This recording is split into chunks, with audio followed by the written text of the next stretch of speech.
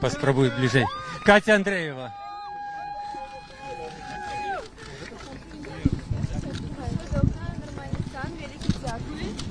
Скажи, як твоє здоров'я, як ти себе відчуваєш, які твої думки зараз? Мой стан здароўя дазваляе мне бачыць вас усіх цяпер, дазволіў мне перанесці гэту дарогу.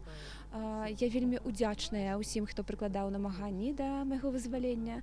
І, канешне, эмацыйны стан такі вельмі ўзняты, вельмі эмацыйны кранальны момант гэта для мяне, але ёсць важная акалічнасць, якая мне не дазваляе поўнасцю быць шчаслівай сёння. Гэта адсутнасць побач Ігора Ільіша, майго мужа, журналіста, які цяпер знаходзіцца за кратамі ў Беларусі.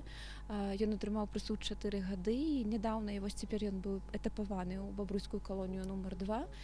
Я спадзяюся, што да таго моманту, пакуль адбудзецца вызваленне, ягоныя умовы там будуць хаця б спрыяць захаванню здароўя.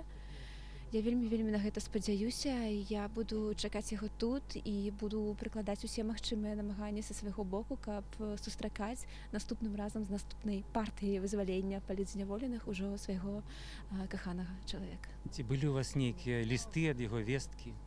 З таго моманту, як ён знаходзіцца за кратамі, не, але праз ягоных сваякоў штосьці ўдавалася даведацца. Я ведаю, што стан здароўя не найлепшы ў яго цяпер.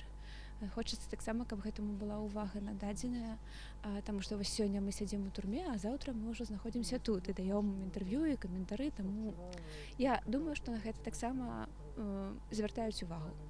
На што ваш спадзеў?